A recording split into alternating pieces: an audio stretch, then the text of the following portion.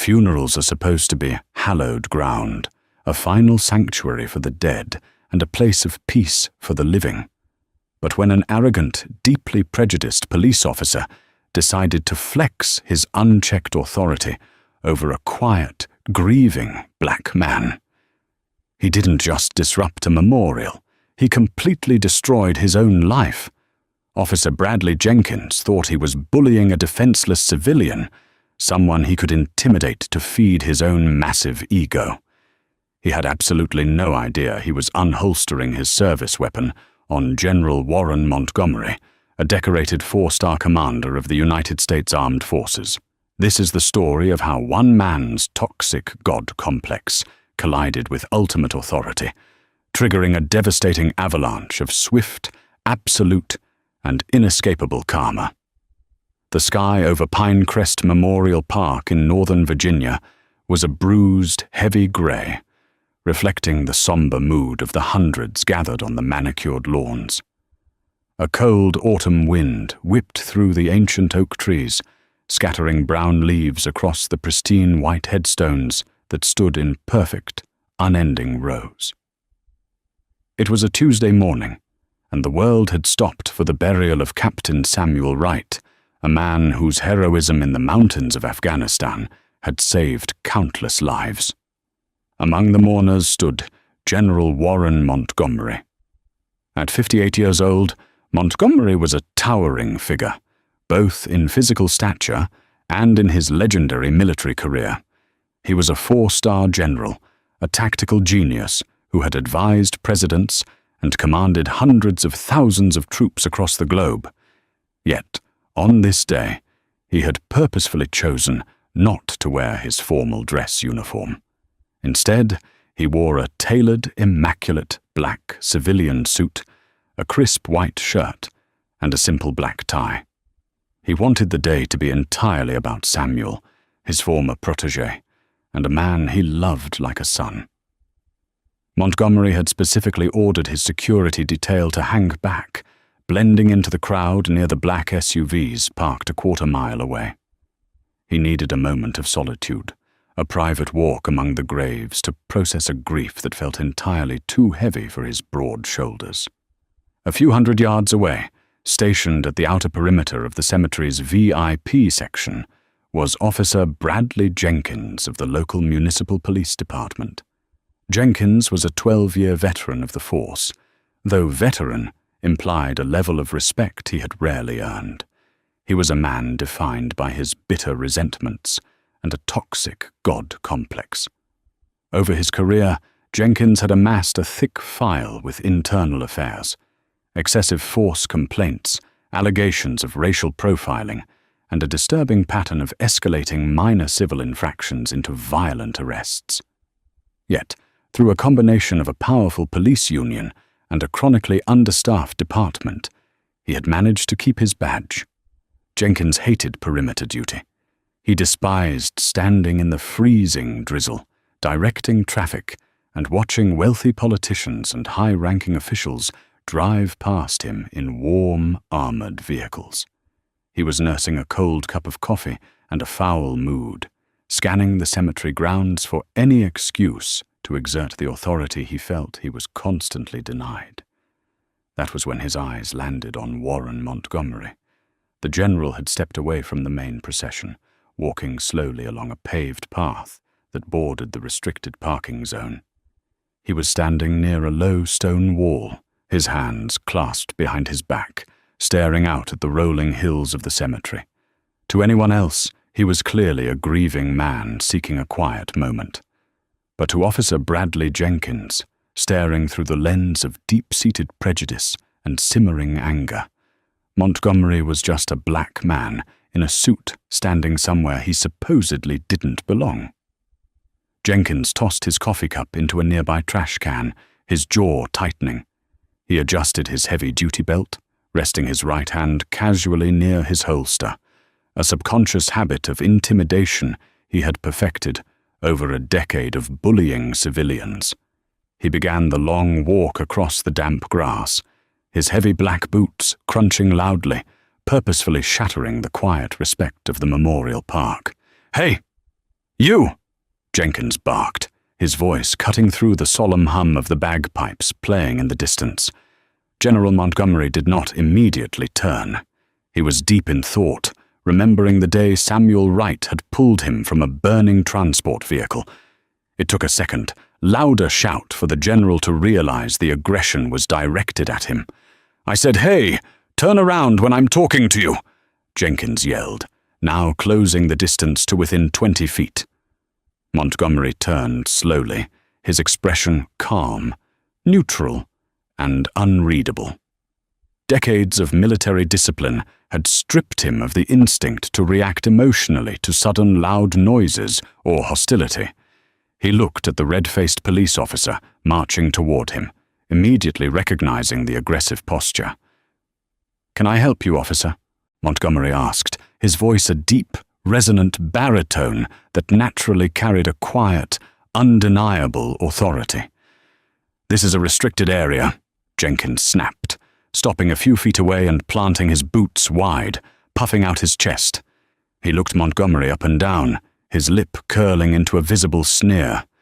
"The funeral procession for the VIPs is up the hill. This area is closed to the general public. You need to move along. Now." "I'm attending the funeral," Montgomery replied softly, maintaining eye contact. He didn't raise his voice, nor did he break his perfectly straight posture. "I just stepped away for a moment of quiet. I assure you, I am not interfering with the perimeter." "I don't care what you're doing," Jenkins retorted, taking a step closer, intentionally invading Montgomery's personal space. The officer's breath smelled of stale tobacco and bitter coffee. "I gave you a lawful order to clear the area. People like you always think the rules don't apply. Let's see some ID." Montgomery's eyes narrowed imperceptibly. He recognized the microaggressions, the coded language, the unnecessary escalation. "Officer, with all due respect, I am not committing a crime, nor am I suspected of one. I am standing in a cemetery, mourning a friend. I am not required to present identification for simply standing here." Jenkins's face flushed a deep, violent shade of crimson. In his world, a civilian, especially a black civilian, refusing a command, no matter how unlawful or absurd, was the ultimate insult. His fragile ego instantly shattered, replaced by a blinding, reckless fury. He had no idea that the man standing before him was responsible for the strategic defense of the entire Western Hemisphere. Jenkins only saw a target. The air between the two men grew suffocatingly tense. The faint sound of the 21-gun salute echoed in the distance, a stark reminder of the sacrifices made by men like Captain Wright, while a petty tyrant in a police uniform attempted to manufacture a crime out of thin air. "You're refusing to identify yourself," Jenkins hissed, unhooking the leather strap over his service weapon. The metallic click was sharp and unmistakable. It was a deliberate, highly calculated threat. "You're interfering with a police operation, trespassing in a restricted zone, and resisting a lawful command. I'm going to ask you one more time, buddy. Give me your ID, or I'm putting you in cuffs." General Montgomery looked down at the officer's hand, resting on the grip of his 9mm pistol, then back up to Jenkins' furious eyes. The general had stared down warlords, terrorist leaders, and hostile foreign dictators. The blustering rage of a small-town police officer did not strike fear into his heart. It struck a deep, profound disappointment. "Officer," Montgomery said, his voice dropping an octave, carrying the icy, unyielding weight of a 4-star commander, giving a final warning. "I suggest you take your hand off your weapon. You are escalating a situation that does not exist. You are violating my civil rights, and you are desecrating the sanctity of this funeral. Step back." The sheer authority radiating from Montgomery's voice caused Jenkins to momentarily freeze. It was an instinctual reaction to a superior alpha, a tone of command that Jenkins had never encountered in his life. But instead of backing down, Jenkins' embarrassment quickly morphed into explosive rage. He felt challenged, humiliated that this man wasn't cowering in fear. "Don't you tell me what to do, you arrogant piece of trash!" Jenkins spat, completely losing his composure. He lunged forward, shoving Montgomery hard in the chest with both hands. Montgomery barely moved. His core was solid iron, forged by decades of rigorous physical training. He simply absorbed the shove, his eyes locking onto Jenkins like a predator, analyzing prey. The physical contact officially crossed the threshold from a civil rights violation to felony assault under the color of law. "You think you're special?" Jenkins yelled, spit flying from his lips. He drew his taser with his left hand, pointing the red laser directly at Montgomery's chest, while his right hand remained firmly on his unholstered firearm. "Get on the ground, on your face, hands behind your back. Now." "You have just assaulted a citizen without provocation," Montgomery stated, his voice still terrifyingly calm. He did not raise his hands, nor did he kneel. He stood perfectly still, looking down the barrel of the taser. "I am giving you a direct order to stand down. If you continue this course of action, the consequences for your life and your career will be absolute and irreversible." "I am the law here," Jenkins screamed, his finger twitching on the taser's trigger. He was fully prepared to fire, fully prepared to tackle this man to the damp earth, handcuff him, and drag him away in front of the mourning crowd. "I'll make sure you join your buddy in the dirt. Get on the ground, or I will shoot you." At that exact moment, the dynamic of the confrontation violently shifted. Unbeknownst to Jenkins, Montgomery's security detail had been watching the entire exchange through high-powered binoculars from the SUV convoy. When Jenkins made physical contact with the general, protocols were instantly activated. Furthermore, the commotion had drawn the attention of the funeral's high-profile attendees who were making their way down the hill toward the motorcade. "Hey, drop the weapon!" a voice roared from behind Jenkins. Jenkins, assuming it was a fellow officer coming to back him up, didn't lower his taser. "I've got a hostile suspect refusing to comply," he yelled over his shoulder, still aiming at Montgomery's chest. "He's resisting! I said drop your goddamn weapon right now, officer!" The voice was familiar. It was Chief Inspector Robert O'Connor, the head of Jenkins' own police department. Jenkins blinked in confusion, slowly turning his head. What he saw made the blood freeze in his veins. Marching down the paved path was not just Chief O'Connor. Beside him was the governor of Virginia, 2 United States senators, and a squad of heavily armed military police in full tactical gear, their rifles at the low ready, eyes fixed entirely on Jenkins. Behind them, sprinting across the grass, were 4 men in dark suits with earpieces. Montgomery's elite federal security detail, their own weapons drawn and pointed directly at Jenkins's head. "Chief, this man is refusing to ID." Jenkins started, his voice suddenly trembling as he realized the sheer amount of firepower converging on him. "Shut your mouth and drop the weapons, Jenkins. Do it now!" Chief O'Connor screamed, his face pale with a mixture of absolute terror and unbridled fury. O'Connor knew exactly who was standing there in the black suit. He had spent the last 3 days coordinating the security logistics with the Pentagon, specifically for General Montgomery's arrival. Jenkins, his brain struggling to process the nightmare unfolding around him, slowly lowered the taser. He dropped it onto the wet grass and unhanded his service weapon, taking a clumsy step back. Before Jenkins could even open his mouth to defend himself, Montgomery's security detail was on him. 2 federal agents hit Jenkins with the force of a freight train, slamming him face first onto the hood of a nearby parked police cruiser. They wrenched his arms behind his back with bone-snapping force, the metallic ratcheting of handcuffs echoing loudly in the damp air. "What are you doing?" Jenkins cried out, his face pressed painfully against the cold metal of the car. "He was trespassing. I was doing my job. He assaulted me." General Montgomery calmly brushed a stray leaf off the lapel of his suit. He stepped forward, his expression completely unchanged, and looked down at the pathetic, writhing officer. Chief O'Connor practically sprinted the remaining distance, stopping in front of Montgomery and snapping a crisp, desperate salute. "General Montgomery, sir. I cannot begin to express my profound apologies. Are you injured, sir?" The words General Montgomery hit Jenkins like a physical blow to the back of the head. The breath completely left his lungs. The arrogant, untouchable cop suddenly realized he hadn't just harassed a civilian.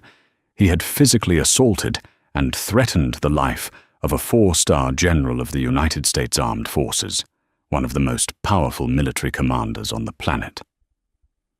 "I am unharmed, Chief O'Connor," Montgomery replied smoothly. He looked at Jenkins, who was now staring up at him with wide, terrified eyes. "However, your officer here seems to have a severe misunderstanding of the law, the Constitution, and basic human decency. He physically assaulted me, attempted an unlawful arrest, and threatened lethal force. I want him fully processed." "Absolutely, sir," O'Connor said, sweating profusely despite the cold. He turned his furious gaze to Jenkins. "Bradley Jenkins, you are stripped of your police powers effective immediately. You are under arrest for felony assault under color of law, aggravated assault with a deadly weapon, and civil rights violations." "Chief, please, I didn't know," Jenkins begged, his voice cracking into a high-pitched whine. The tough guy facade had completely dissolved, replaced by the pathetic whimpering of a coward facing the consequences of his actions. "He wasn't in uniform. I thought he was just some guy. I made a mistake." Montgomery stepped closer, leaning down so only Jenkins could hear him. "That is precisely the problem, Mr. Jenkins," the general whispered softly.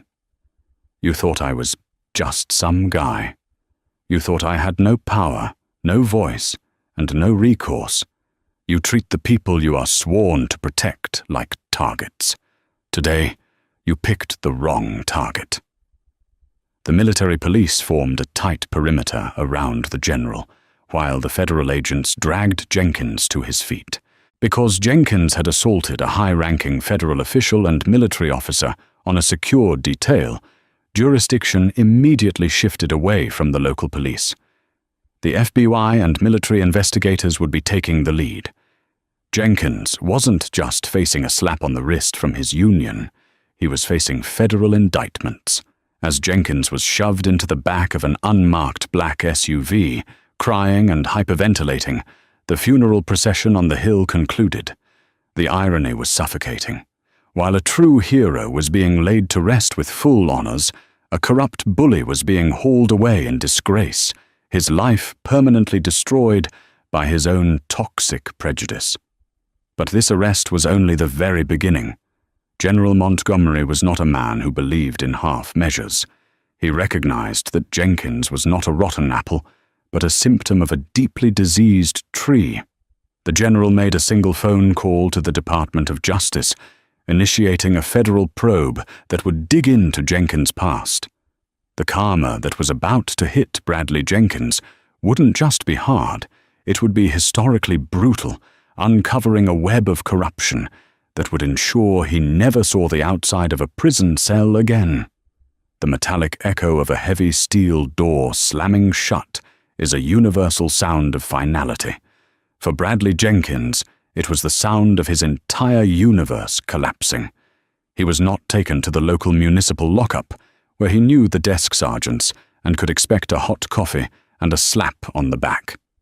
Instead, the unmarked black SUVs transported him directly to the Federal Detention Center in Alexandria, Virginia.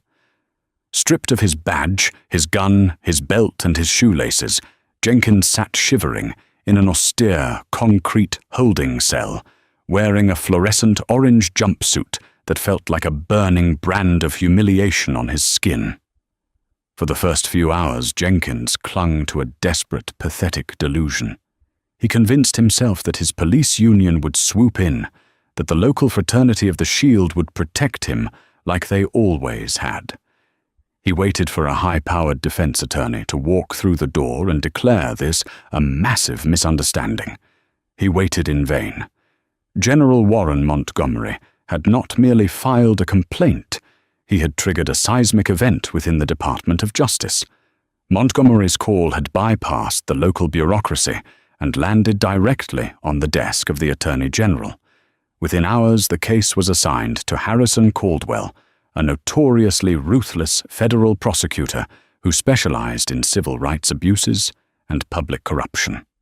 Caldwell was a legal apex predator, a man who did not negotiate plea deals for corrupt officials. He buried them.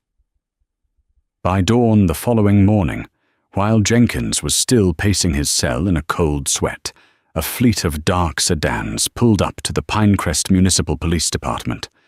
24 FBI agents, armed with federal search warrants, flooded the precinct. Chief Robert O'Connor could only stand by helplessly, his face ashen, as federal agents ordered all local officers to step away from their desks. "What is the meaning of this, special agent?" O'Connor demanded, trying to salvage a shred of his remaining authority. The lead FBI agent handed O'Connor a thick manila folder. "We are executing a federal warrant for all records, communications, and physical evidence related to Officer Bradley Jenkins. Your precinct is now a federal crime scene, Chief. I suggest you cooperate fully, or you'll be sitting in a cell right next to him." The raid was swift, surgical, and absolutely devastating. The FBI seized Jenkins' patrol car, his computer, his body camera footage archives, and his locker. It was inside the locker that Caldwell's team found the smoking gun, or rather, a collection of them. Hidden beneath a false bottom in Jenkins's storage bin was a small, locked metal lockbox. When the FBI forced it open, they didn't just find unauthorized ammunition or contraband, they found a horrific chronicle of Jenkins' career-long abuse of power. Inside the box were trophies. There were several cheap burner phones, a handful of unlogged small-caliber handguns with the serial numbers filed off, classic drop weapons used by corrupt cops to justify illegal shootings. There were also half a dozen small plastic baggies containing trace amounts of narcotics, kept specifically to be planted on innocent civilians when Jenkins needed to manufacture probable cause or meet an unwritten arrest quota. Along with the physical items was a small, leather-bound notebook containing dates, times, and initials. When Harrison Caldwell reviewed the contents of the lockbox in his D.C. office, his eyes hardened. Jenkins wasn't just a hot-headed bully who had made a catastrophic mistake at a cemetery. He was a systemic predator operating under the color of law, a walking violation of 18 U.S.C. Section 242. Caldwell immediately petitioned the federal magistrate to deny bail. When Jenkins was finally brought into the courtroom for his arraignment, shackled at the wrists and ankles, he looked out into the gallery, expecting to see a sea of blue, his fellow officers showing solidarity. The gallery was completely empty, save for 3 federal agents and a sketch artist. "Your Honor," Caldwell addressed the judge, his voice echoing in the cavernous room, "the defendant, Bradley Jenkins, presents an extraordinary danger to the community. We have uncovered incontrovertible evidence that he has spent over a decade fabricating evidence, planting narcotics and firearms on innocent civilians, and using his badge as an instrument of terror. The assault on General Montgomery was not an isolated incident. It was simply the first time the defendant attacked someone he could not instantly crush. The government requests he be remanded into federal custody without the possibility of bail." The judge, looking at the preliminary evidence photos of the drop weapons, slammed his gavel. "Bail denied. The defendant is remanded." Jenkins's legs gave out. 2 federal marshals had to physically drag him out of the courtroom. The terrifying reality had finally set in. He was completely, utterly alone, and the full weight of the United States government was about to crush him into dust. Karma, when it finally arrives, rarely attacks from a single direction. It surrounds its target, cutting off every possible avenue of escape. For Bradley Jenkins, the walls were closing in at a terrifying speed, and the deadliest blow was about to come from his own inner circle. The police union, seeing the writing on the wall and terrified of being implicated in a sprawling federal racketeering investigation, publicly severed all ties with Jenkins. William Keaton, the union's top defense attorney, who had bailed Jenkins out of 3 separate internal affairs investigations in the past, refused to return his phone calls. But the professional abandonment was nothing compared to the personal betrayal. On his 5th day in federal lockup, Jenkins received a visitor. It was not a lawyer, but a process server. His wife, Sarah, had filed for an expedited divorce. The accompanying legal documents informed him that she had immediately frozen their joint bank accounts, secured a restraining order citing his history of explosive anger, and listed their suburban home for sale. She was taking their dog, cutting her losses, and fleeing the radioactive fallout of his life. Jenkins was left with a court-appointed public defender who was hopelessly outmatched by Harrison Caldwell's limitless resources. Meanwhile, inside the FBI field office, Caldwell was turning up the heat on the rest of the Pinecrest Police Department. The feds began pulling in Jenkins' former colleagues for interviews. They started with Officer Derek Lawson, Jenkins' patrol partner for the past 4 years. Lawson was a younger cop, initially idealistic, but he had been slowly worn down and corrupted by Jenkins' toxic influence. Sitting in the sterile, windowless FBI interrogation room, staring across the table at Prosecutor Caldwell and 2 grim-faced federal agents, Lawson was sweating through his uniform shirt. "We know about the lockbox, Derek," Caldwell said softly, sliding a photograph of the drop weapons across the metal table. "We know about the baggies of meth. We know about the notebook. We are currently cross-referencing every single arrest you and Jenkins made together over the last 4 years. When we find the victims of your fabricated evidence, and we will find them, you are going to be indicted for civil rights conspiracy. You're looking at 20 years in a federal penitentiary." Lawson swallowed hard, his hands trembling. He had a young daughter at home and a mortgage he couldn't afford on a single income. The thin blue line was a comforting concept, but it dissolved into thin air when faced with the terrifying specter of federal prison. I want immunity," Lawson stammered, his voice cracking. "Full federal immunity. If I give you everything on Bradley, every single thing he did." Caldwell leaned back in his chair, a cold, victorious smile playing on his lips. "Start talking, Derek. Make it good, and I'll consider keeping you out of a cage." Over the next 6 hours, the dam broke. Lawson poured out a staggering, nauseating confession, detailing years of Jenkins' grotesque abuses of power. He confessed to instances where Jenkins had beaten handcuffed suspects in the back of their cruiser where the dash cameras couldn't see. He detailed how Jenkins actively targeted minorities in lower-income neighborhoods, knowing they lacked the financial resources to hire lawyers to fight back. But the most damning piece of information Lawson provided centered around a 22-year-old college student named Terrence Miller. 3 years ago, Lawson whispered, staring down at his trembling hands. "We pulled over a kid. Terrence Miller. Tail light was out. Jenkins was in a foul mood. His wife had yelled at him that morning. The kid got a little mouthy, just asked why we were pulling him out of the car. Jenkins lost it. He slammed the kid against the hood, nearly broke his jaw. But the kid was clean. He had nothing on him. Lawson took a shaky breath, tears welling in his eyes as the guilt finally caught up to him. Jenkins couldn't handle looking stupid. So he went to the trunk of our cruiser. He took out one of his baggies, the meth. He shoved it under the passenger seat of the kid's car, then pretended to find it. He charged Terence Miller with intent to distribute. Caldwell's expression darkened. Where is Terence Miller now?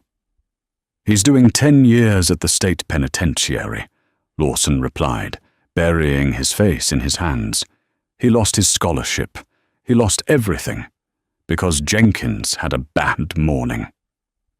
When Caldwell verified the story, reviewing the forged police reports and the body camera footage that Jenkins had conveniently malfunctioned during the search, the federal prosecutor knew he had the final nail in the coffin.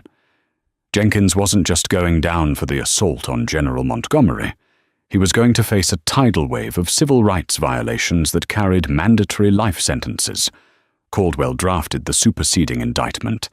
It was a 90-page document detailing 27 separate federal felony charges against Bradley Jenkins, including deprivation of rights under color of law, witness tampering, obstruction of justice, and kidnapping, the legal term for an unlawful arrest under false pretenses. When the new indictment was dropped on Jenkins in his holding cell, he finally broke. The arrogant, swaggering cop who had tried to play God at a hero's funeral fell to his knees on the cold concrete floor, weeping uncontrollably. The illusion of his power was gone, replaced by the crushing, suffocating reality of his impending doom.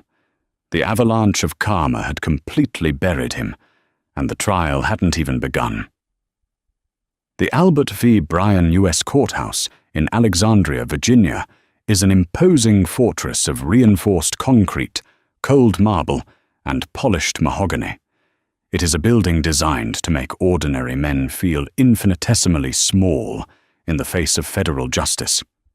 For Bradley Jenkins, a man who had spent his entire adult life making others feel small, the architecture was a waking nightmare. The media circus surrounding the trial was entirely unprecedented. Satellite trucks from every major news network jammed the surrounding streets, their massive antennas piercing the heavy, overcast sky. The sheer audacity of a local, rogue cop assaulting a decorated 4-star general at a military funeral had captured the global spotlight.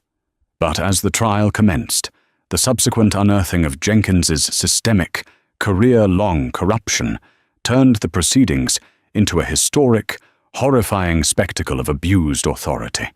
Presiding over the federal case was the Honorable Judge Richard T. Pendleton, a notoriously austere and uncompromising jurist. Judge Pendleton had a well-documented history of handing down absolute maximum sentences to public officials who betrayed the public trust. Seated at the defense table, Jenkins looked nothing like the swaggering, heavily armed tyrant who had prowled the pristine lawns of Pinecrest Memorial Park. He was gaunt, his skin possessing a sickly, grayish pallor. The extreme stress of federal incarceration, combined with the sudden, violent withdrawal of his unchecked power, had completely hollowed him out. His federal public defender, an exhausted and overwhelmed attorney named David Higgins, shuffled through stacks of motions with the grim, sweaty resignation of a man bailing water out of a torpedoed ship. Directly across the wide aisle, federal prosecutor Harrison Caldwell sat perfectly still, radiating the terrifying patience of an apex predator. Caldwell didn't begin the trial with theatrical fireworks or loud, booming accusations. Instead, he opted for a cold, surgical, and methodical dismantling of Bradley Jenkins' character, his career, and the broken institution that had protected him. Caldwell's first major strike was calling Chief Robert O'Connor to the witness stand. Under the blistering heat of the courtroom lights, the disgraced police chief squirmed visibly. Caldwell didn't just ask questions, he presented undeniable paper trails. "Chief O'Connor," Caldwell stated, holding up a thick, red-tabbed binder labeled Government Exhibit 42. "I hold in my hand a logged spreadsheet from your department's Internal Affairs Division. Between the years of 2012 and 2023, Officer Bradley Jenkins accumulated no fewer than 47 formal civilian complaints alleging excessive force, racial profiling, and unlawful search and seizure. Yet, your department cleared him of wrongdoing 46 times. Can you explain to the jury why a man with a file this thick was allowed to patrol the streets with a loaded firearm?" O'Connor swallowed hard, his face flushing a deep crimson. "Officer Jenkins. He wrote a very high volume of traffic citations, Mr. Caldwell. He generated significant municipal revenue. The union pushed back hard against any disciplinary action. It was an administrative oversight." "An administrative oversight," Caldwell repeated, letting the shameful phrase hang in the dead silence of the courtroom. "You traded the constitutional rights of your citizens for traffic ticket revenue. No further questions." It was a deeply humiliating admission of institutional failure. Caldwell expertly painted Jenkins not as a singular bad apple, but as a predatory symptom of a deeply diseased system. However, the true, undeniable drama of the trial unfolded on the morning of the third day, when the prosecution called its star witness to the stand, General Warren Montgomery. When the heavy oak doors at the back of the courtroom swung open, a heavy, deeply respectful silence instantly fell over the gallery. General Montgomery entered, wearing his full, immaculate Army Green Service uniform. His chest was heavy with rows of meticulously arranged service ribbons, combat action badges, and the 4 gleaming silver stars resting firmly on his epaulets. He moved with a quiet, undeniable dignity, swearing the oath and taking his seat in the witness box. David Higgins, the desperate defense attorney, attempted a wildly risky legal maneuver on cross-examination. He tried to paint the encounter at the cemetery as a tragic, mutual misunderstanding, heavily suggesting that Montgomery's refusal to immediately show identification had naturally escalated the situation. "General Montgomery," Higgins said, pacing nervously before the jury box, tugging at his collar. "When Officer Jenkins asked for your identification, wouldn't it have simply been easier to comply? As a military man, a man of profound discipline, surely you understand the need to follow orders in a restricted, secure zone." Montgomery turned his head slowly. He looked at the defense attorney, his expression as calm, hardened, and immovable as a granite monument. "Mr. Higgins," the general replied, his deep baritone voice effortlessly filling the silent, cavernous courtroom. "I have spent 4 decades of my life defending the Constitution of the United States against foreign and domestic threats. That sacred document explicitly guarantees the right of citizens to be free from unreasonable searches and seizures. Your client did not issue a lawful order. He issued a violent threat based entirely on his own deep-seated prejudice. If I, a 4-star commander in the United States Armed Forces, cannot stand safely and quietly in a cemetery, mourning a fallen soldier without being subjected to unlawful physical assault and a drawn weapon, then what possible hope does a regular, unarmed civilian have?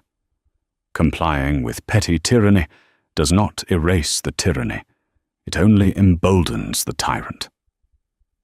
The jury hung on his every single syllable. Several jurors nodded in silent agreement. Higgins completely froze, realizing with absolute horror that he had just walked face first into a rhetorical buzzsaw. He mumbled a quick, defeated, "No further questions," and practically sprinted back to his seat beside a trembling Jenkins. If Montgomery's devastating testimony was the hammer, the next witness Caldwell called was the final, rusted nail in Jenkins's coffin.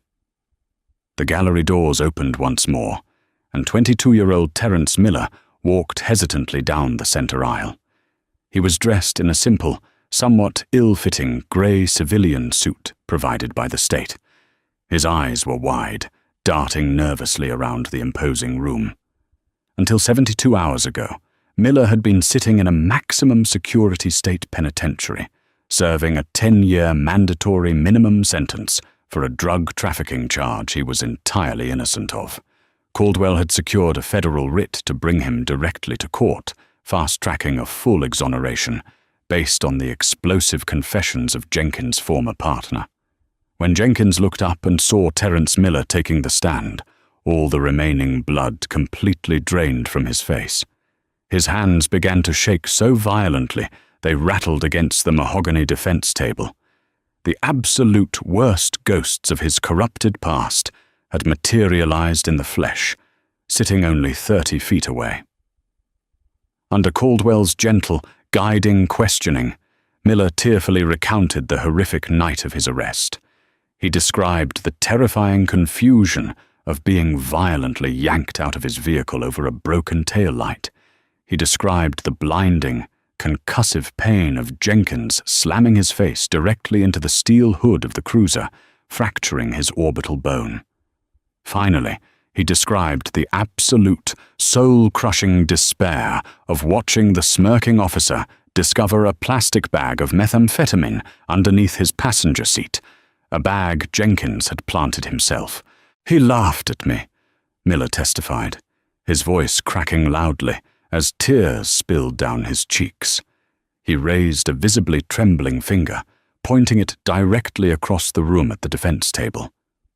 "When the state judge sentenced me, when the bailiffs put me in chains and took me away from my mother, when I lost my full academic scholarship, Bradley Jenkins was standing in the back of that courtroom. And he looked right at me, and he smiled, and he laughed." A collective, audible gasp of pure disgust rippled through the gallery.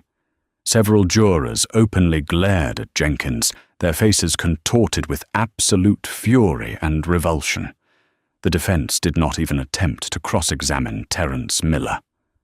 There was absolutely no defense against the horrifying, unvarnished truth. Jenkins dropped his head heavily onto the table, burying his face in his shaking hands. In that very moment, the former officer finally realized that the universe was violently balancing its scales. The protective shield he had hidden behind for 12 years had been completely shattered, and the crushing weight of absolute karma was about to bury him alive.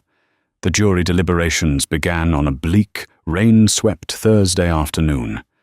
In the cavernous halls of the federal courthouse in Alexandria, Virginia, the air was thick with an agonizing, suffocating tension. For Bradley Jenkins, the wait was a psychological torture chamber. He sat in a small, windowless holding room adjacent to the courtroom, the sterile fluorescent lights buzzing above his head like a swarm of angry hornets. He had long ago discarded the suit jacket his hopelessly outmatched public defender, David Higgins, had lent him. His tie was loosened, his collar unbuttoned, and sweat poured freely down his pale, unshaven face. Every time the heavy wooden door clicked, Jenkins jolted, his heart hammering violently against his ribs. He was a man who had spent his entire adult life dictating the fates of others, tossing human beings into cages with a casual, arrogant flick of his pen.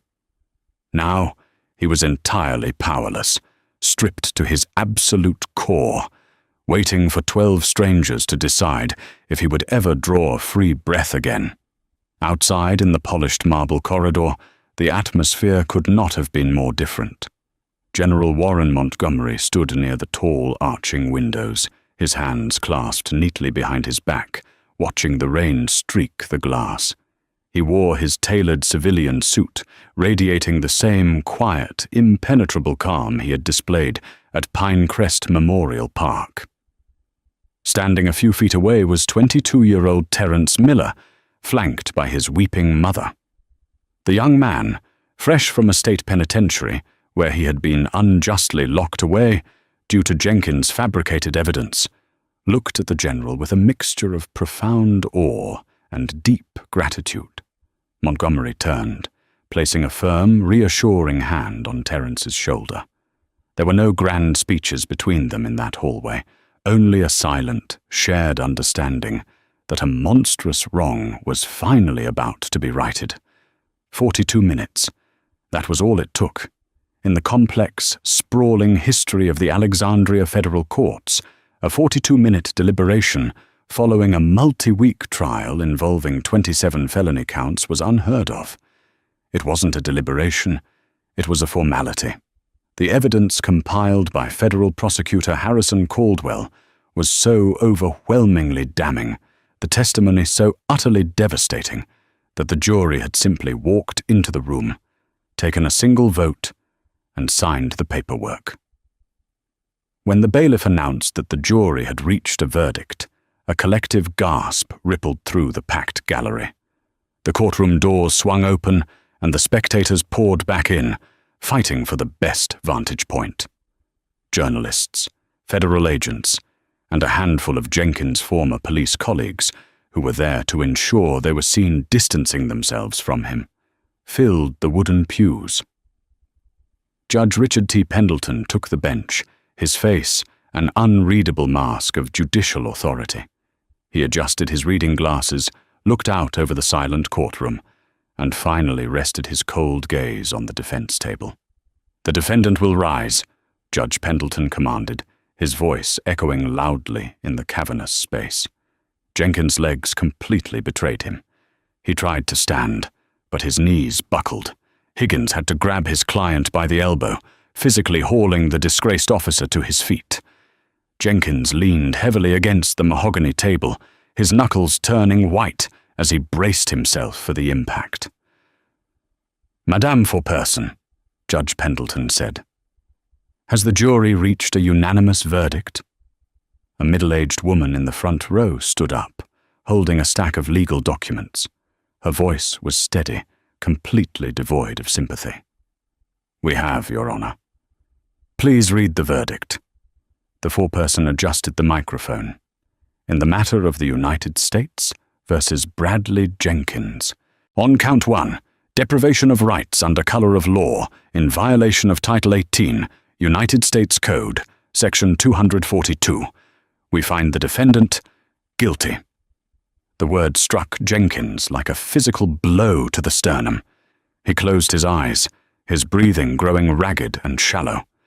On count 2, aggravated assault with a deadly weapon against a federal official, guilty. On count 3, witness tampering and intimidation, guilty. On count 4, obstruction of justice, guilty. On count 5, federal kidnapping, pertaining to the unlawful arrest and detainment of Terence Miller, guilty. The foreperson continued down the list. 27 counts. 27 times the word guilty rang out, each one a heavy iron nail being driven deep into the coffin of Jenkins's life.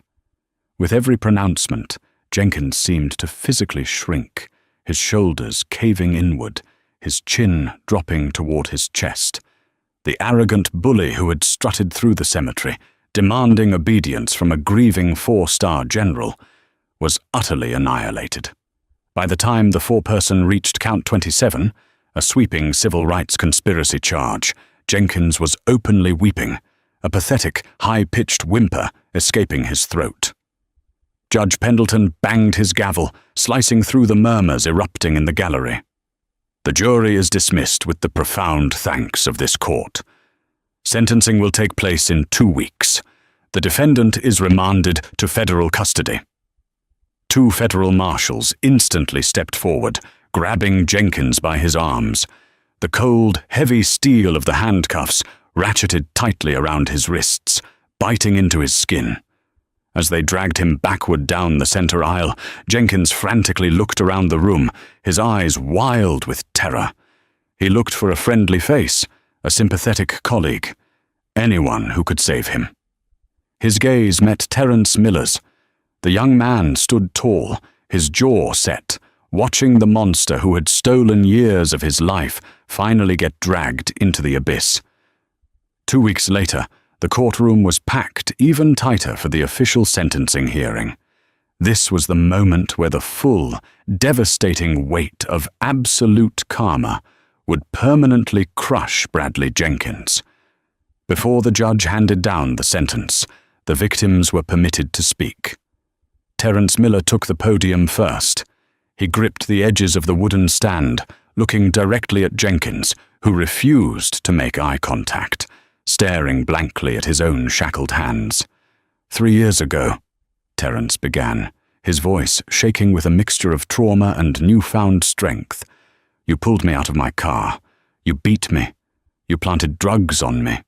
You stood in a courtroom and lied under oath while a judge sent me to a maximum security prison. You didn't just take my freedom, Bradley. You took my scholarship.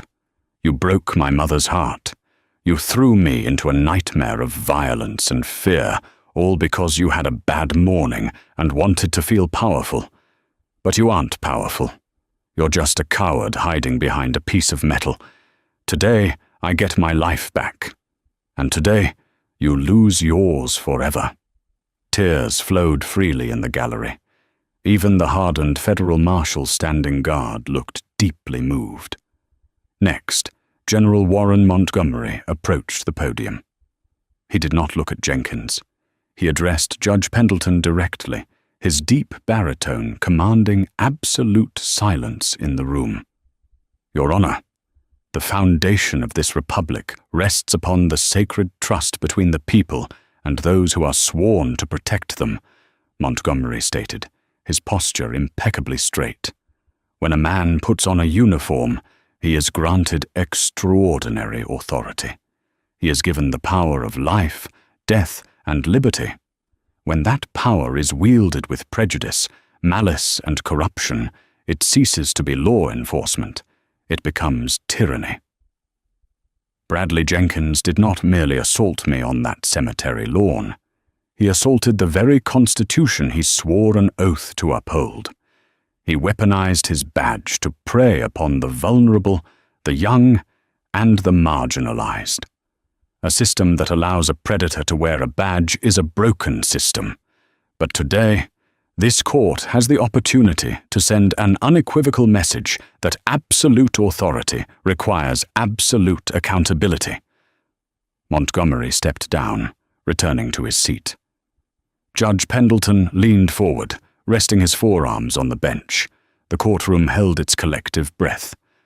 Bradley Jenkins, Pendleton began, his voice vibrating with a cold, righteous fury. Stand up and face this court. Jenkins stood, trembling so violently the chains around his ankles rattled loudly against the wooden floor.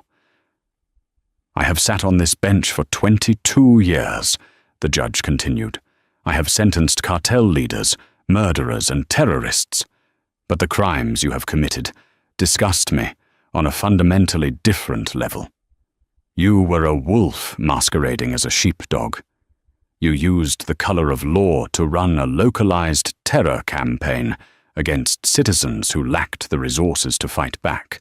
The sheer volume of your corruption is staggering. You destroyed lives to feed your own pathetic, fragile ego. You thought you were untouchable. You thought your badge was a shield against consequence. You were entirely wrong. Judge Pendleton picked up his pen.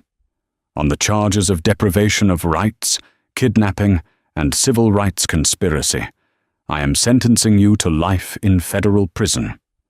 On the charges of aggravated assault and witness tampering, I am sentencing you to an additional 40 years to be served consecutively. Furthermore, I am signing an order stripping you of your municipal pension and ordering the immediate liquidation of all your remaining personal assets, the proceeds of which will be diverted to a restitution fund for Terence Miller and the other victims of your fabricated arrests. Jenkins let out a choked, guttural sob. His knees completely gave way, and he collapsed, hanging suspended only by the grip of the two marshals holding his arms. "You will be transported immediately to the United States Penitentiary in Lee County," Judge Pendleton declared, his voice rising in volume, delivering the final, crushing blow. "You will serve this sentence without the possibility of parole, probation, or early release. You will breathe your last breath inside a concrete cell. Court is adjourned." The gavel strike sounded like an explosion. The aftermath was a scene of chaotic, profound justice. Jenkins was practically dragged out of the courthouse, his wails of despair echoing down the marble corridors. He was loaded into the back of a heavily armored federal transport van, destined for USP Lee, a notoriously violent, high-security facility, nestled deep in the Appalachian Mountains. The karma that swallowed Bradley Jenkins was brutal and inescapable. Inside the walls of the federal penitentiary, his former status as a police officer didn't grant him respect. It placed a permanent, massive target on his back. He was immediately thrown into protective custody, essentially solitary confinement, locked in a freezing 8x10 concrete box for 23 hours a day. He had no windows, no human contact, and no hope. The man who had reveled in terrorizing others now lived in a state of perpetual, agonizing fear. His wife had legally severed all ties. His former colleagues testified against him, and society entirely forgot his name, remembering him only as a cautionary tale of ultimate disgrace. Outside the courthouse, beneath the clearing skies of Alexandria, the world moved on, cleansed of his corruption. General Warren Montgomery stood on the courthouse steps, shaking hands with Prosecutor Harrison Caldwell, silently acknowledging a battle hard won. The general then turned his full attention to Terrence Miller. Utilizing his vast network of resources and his deep influence, Montgomery had already secured a full federal pardon for Terrence's record. Furthermore, the general had personally contacted the dean of the university Terrence had been expelled from, successfully lobbying for the young man's immediate reinstatement and the restoration of his full academic scholarship. As Terrence and his mother walked down the courthouse steps, stepping out into the bright, blinding sunlight of their newly reclaimed freedom, Bradley Jenkins sat shivering in the dark back of a transport van, hurtling toward a permanent grave of steel and concrete. It was the ultimate, inescapable balance of the universe. Arrogance and unchecked cruelty had finally met the immovable wall of genuine justice. The petty tyrant had been completely erased, and the lives he had sought to destroy were rising beautifully from the ashes he had left behind.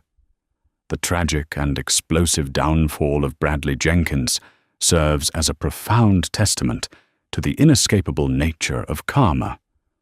For over a decade, Jenkins operated under the dangerous delusion that a badge granted him immunity from consequence, allowing his toxic ego and deep-seated prejudices to ruin innocent lives. However, his arrogance fatally blinded him to the reality that unchecked power always encounters a hard limit. By targeting General Warren Montgomery, a man of unyielding integrity and immense authority, Jenkins unknowingly triggered his own total destruction. The ensuing federal avalanche systematically stripped away his false superiority, exposing the cowardice beneath the uniform. Ultimately, justice was not just served, it was exacted with absolute precision. Jenkins's life sentence behind bars stands as a permanent, chilling monument to a universal truth. Those who abuse their power to terrorize the defenseless will eventually be crushed by the very justice system they sought to manipulate.